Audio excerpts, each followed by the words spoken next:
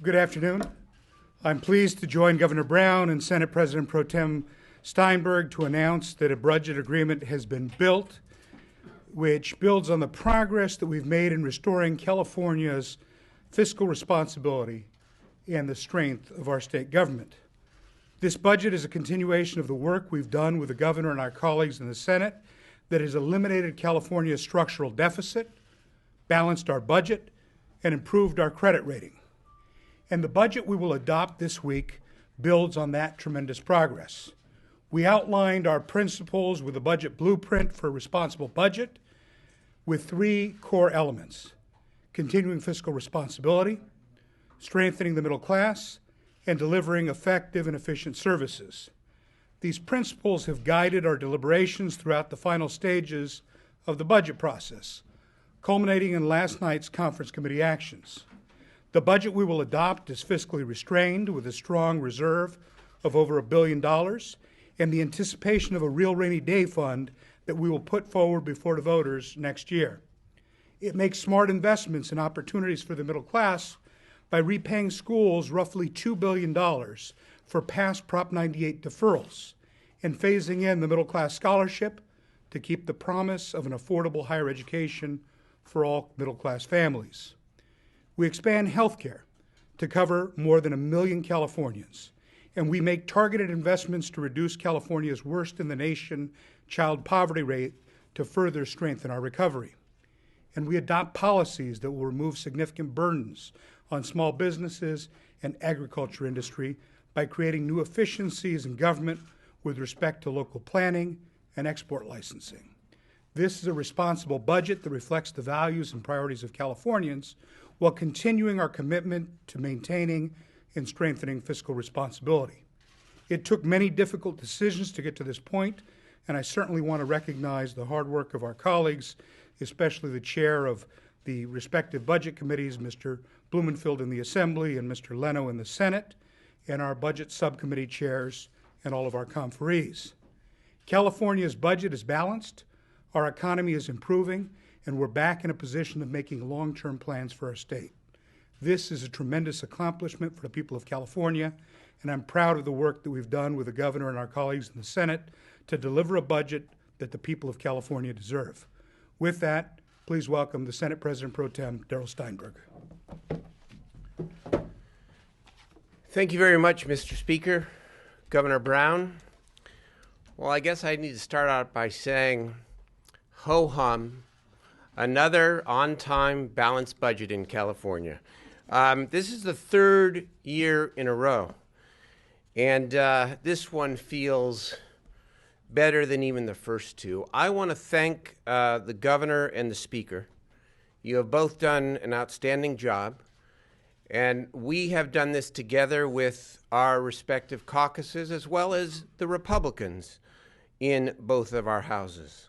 The governor has insisted on fiscal balance and a fundamental reform of how we finance public schools. Those objectives are in this budget, and we're very proud to join him. The speaker has fought for middle-class scholarships for college students at our public universities. That far-reaching proposal is in this budget, and we are very proud to support that. For my part, I reflect upon the last 4 years and just how far and long California has come. I stood here in 2009 as the new leader of the state Senate, staring down the barrel of a $42 billion deficit. We stand here today, and the budget is in black, balanced, and better prepared to weather the storms ahead. With the economic crisis behind us, we came to the table with an eye to the future, but mindful of the past. From day one, like the Assembly and the governor, we prioritized the reserve, repayments, and limited reinvestments while living within the state's means.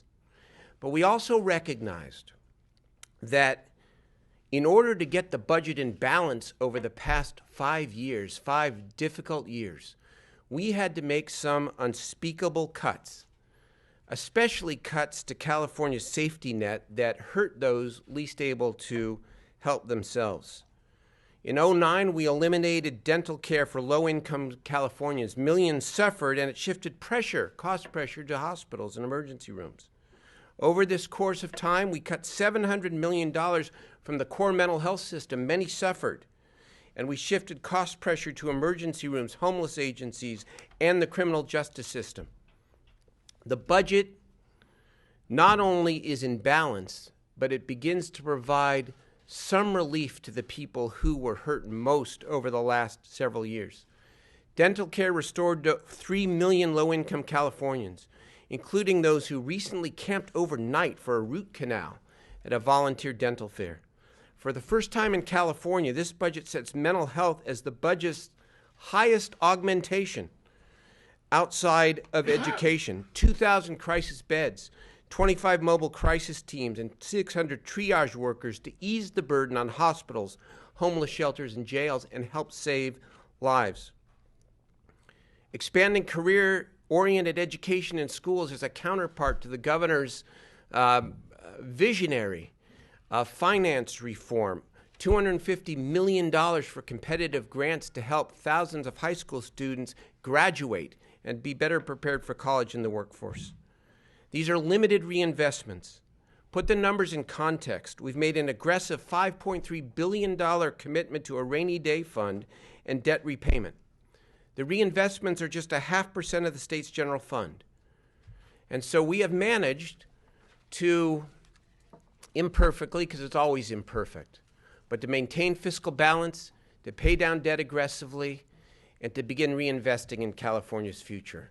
Again, this is always a partnership, and negotiations can be tough, but the three of us and our colleagues over the last 2 years have managed to come together in a positive way every time. And so it's my pleasure to introduce the governor of the state of California, Edmund G. Brown, Jr. Governor Brown. Thank you. I want to publicly acknowledge the work of the legislature. John Perez and Senator Pro Tem Steinberg have really provided some very important leadership, have got something done that's truly important. A balanced budget, a change in the formula that will strengthen local school districts, help poor kids and kids that have serious language barriers. This is a real step forward. California is focusing in this budget on improving the health care of the people of our state and improving educational opportunity. That's the big takeaway while we're living within balance. That's not to say there aren't risks out there as we take on this new Medi-Cal expansion and the risk of the economy and how we project certain expenditures. That's part of the given. But by the rules of the road over the last decade, this is not only a balanced budget, but it's a real step forward. So for the legislators who have to make these decisions, and many of them find some of the things that I want to do somewhat distasteful, I appreciate it. This is a separation of powers, but it's working in a unified effort to serve the people of California in a credible way. So I think that's what we got. It doesn't mean there's not work to do. Every year is another year, and lucky for you, you'll have plenty of stories to write between now and then. Thank you. Any questions? Can you talk about why so much of the new spending and the restoration doesn't begin until May or even later? I mean, look at the middle class scholarships, the dental restoration, the pay increases. Let me address the. He asked middle class scholarship You go first, please? then I'll Look, get right. You get all of us wanting to answer your question, and we're lining up to answer your question. Fantastic. The whole idea is to make the most rational decisions that you have with the resources you have. So when you look at the phase-in of middle-class scholarship, it makes absolute sense to ramp up the money because we're past the point in time where people could have used the benefit for the next academic year. So in the first phase, we build the infrastructure for the applications for the next academic year, and we see the ramp up go forward. Now, why does the phase-in continue to go over into the outlying years? Because we expect it to go along with an increased recovery of the state. We're at the beginning point of the recovery we expect to see for California, not the pinnacle. So we ramp up our reinvestment as we ramp up our recovery. Agree with, it's always balance as well, and balancing, ensuring fiscal stability and making these targeted reinvestments. I would say for dental, though, as an example, this program has been defunct for 4 years, and it's going to take maybe that long, certainly a number of months to bring the program back. So beginning in the spring of 2014 is as quick as we would probably be able to get it going anyways, and we save that money by not budgeting for it until it is actually ready to commence again. Governor, there was discussion. Governor, can I ask you to speak to this? Is this something that you wanted in the budget? I mean, you want to wait until May and see how strong the recovery is? Is that something you? Well, we're in a slower recovery than has historically been the case, and therefore we're tempering the spending to the flow of the new funding. Also, when you present a new program, you don't want to throw it out too fast because then you make mistakes. So it's more efficient, it's slower in terms of the spending, and that's what we try to project, make the money last as long as possible. Governor, can I follow on that? Because in the conference committee, at least last night, there was the sense, and the two of you also did comment as well, but there was the sense that some members of the legislature believe that if their revenue numbers are right, you should come back and agree with them to do more in restoration of programs. Have you made an agreement that if they're right, you'll take a look No, at that? I haven't made an agreement. Look, we have boom and bust. Money comes in, money goes out. And I'm trying to be a good, prudent steward of the people's money. And as far as these projections, the LAO makes their sincere projection.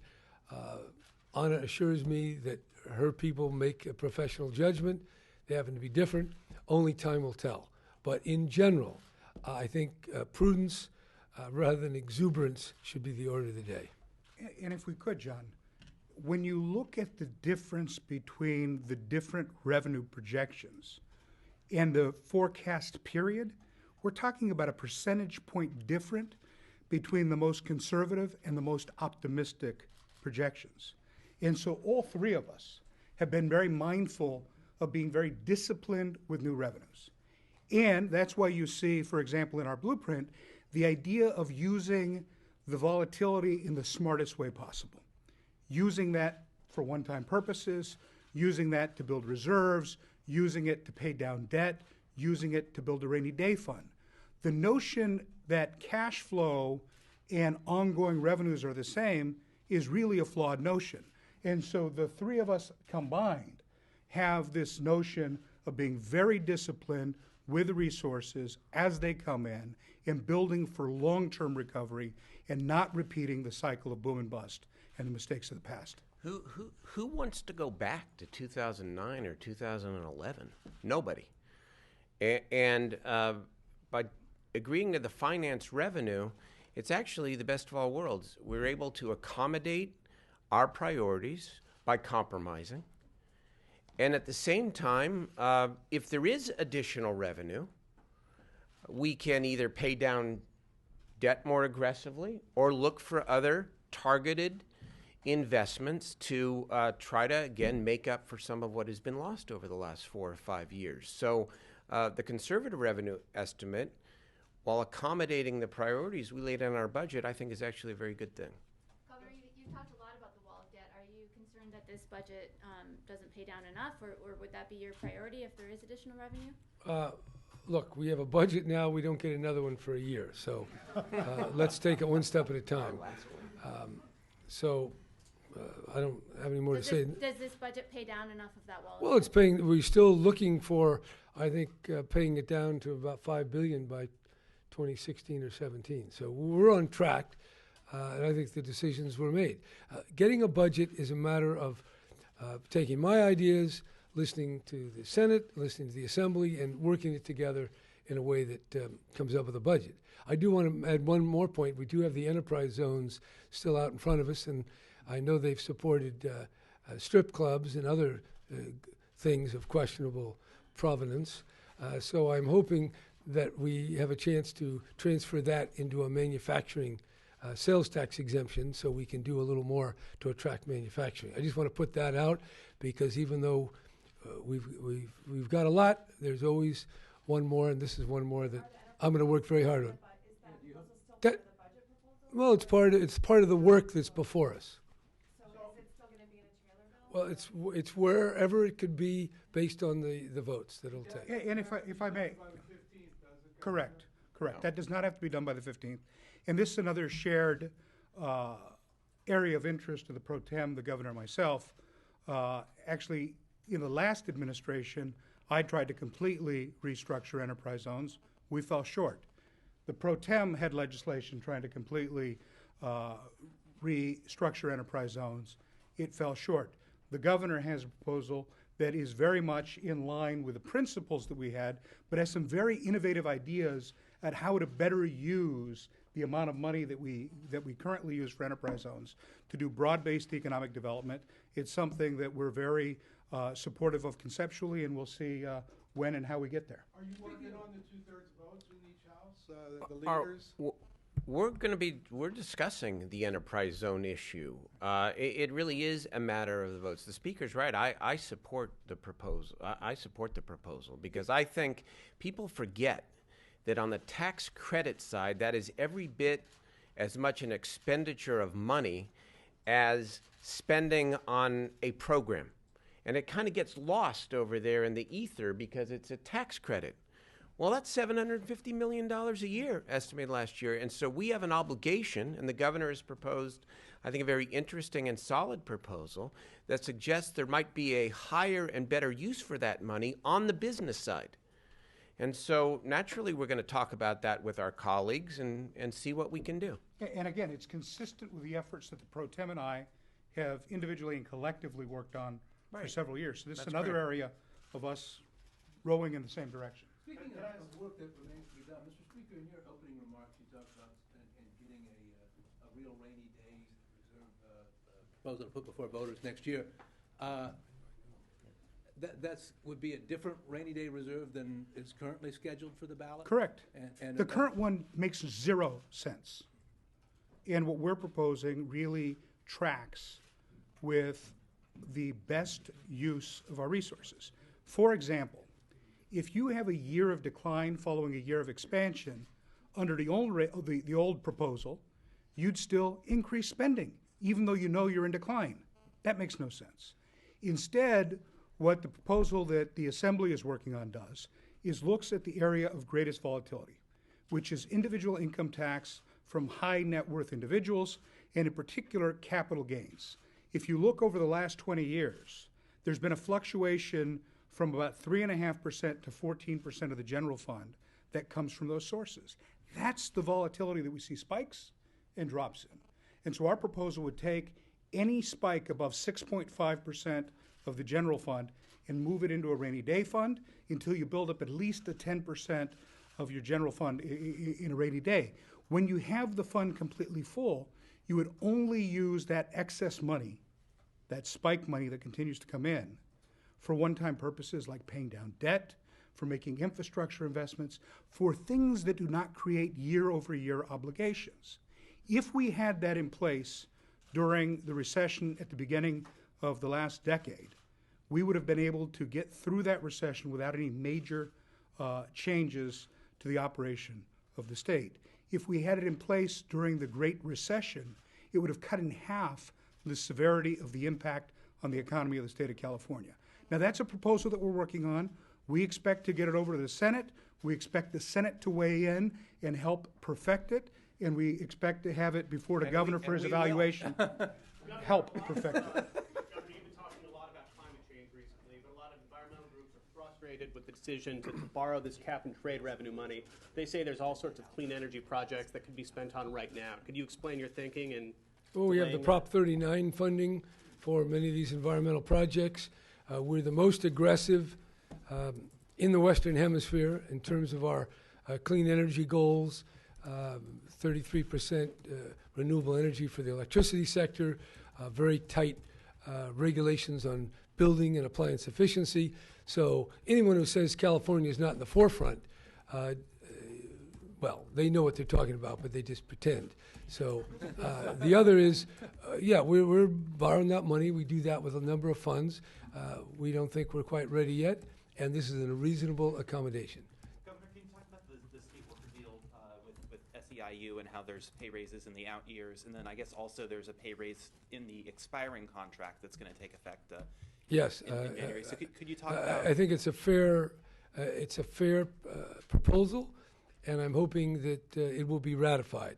I don't want to say any more than that because I don't want to interfere with the ratification debate. Could you talk about why you think it's fair in terms of the state worker pay increases? I don't want to characterize it because if I characterize it to please the critics, then I might say that it's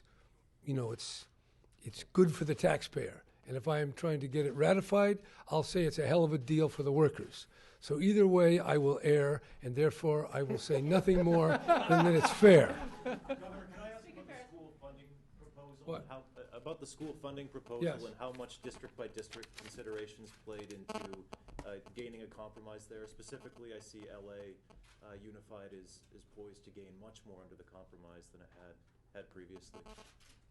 Well, actually, we made a proposal, and these legislative gentlemen refined it. So We'd like to thank you for referring to us as gentlemen, Governor. Maybe you explain it. But through the process, stuff gets done, and they are the experts on how you get the votes. So if you ask the question about district-by-district considerations, again, I'll refer you back to our blueprint. The whole idea was that every district should be made whole to the pre-cut level. And what this refined LCFF does is it makes sure that every district within the state of California is made whole for the pre-cut level. When you look at what the governor talked about with respect to focusing additional resources to English learners and folks with other significant impediments, concentrations of poverty and the like, we wanted to make sure as well that you didn't lose the impact on the individual student in dealing just with a district-by-district analysis. So a lot of work was done by many people to make sure that in the end, we made this historic shift in the way that we fund schools that is a net increase for everybody, but that does help us draw resources to where they're most severely needed. No, I was just going to add, I think it is important to recognize that this is a tough thing because you're dealing with district-by-district considerations, but we didn't want to lose sight of the goal of the proposal, and that was to get more money to students from disadvantaged backgrounds. And we were able, working again with the administration in a bicameral fashion, to both increase the base grant so that no district lost, but maintain that progressive proposal that the governor put forward in the first place. And the other thing you should recognize is that the numbers are a target. And once those targets are met, even if they're met earlier than 8 years, there will be room for governor, legislature to look at this, refine it, potentially add to it. It's a good, solid proposal that will win. This is our last question. Yeah. I wanted to ask about the Medi-Cal expansion, and of course the counties were very concerned about losing funds for indigent health care. Are we any further along in getting a deal for them that they like or at least feel comfortable with? Can you talk about that? Look, I think we're in a very good place. The counties individually and collectively through the California State Association of Counties have been very engaged with both houses, but in particular with the administration in making sure that we have a fit that makes sure that the state doesn't have undue level of risk and make sure that the counties don't have undue level of risk. The other thing is it's mindful of the fact that despite the expansion that we propose, despite the beginnings of implementation of the exchange, which will become fully operational later, there are still people that are uninsured that will still go to public hospitals and other county services to receive emergency health care. So we believe that we're very close to an agreement that serves the broad-based interests of those counties and the state, and that really serves the health care interests of everybody in the state of California. Thank you. Thank you. Thank you. We're all wonderful.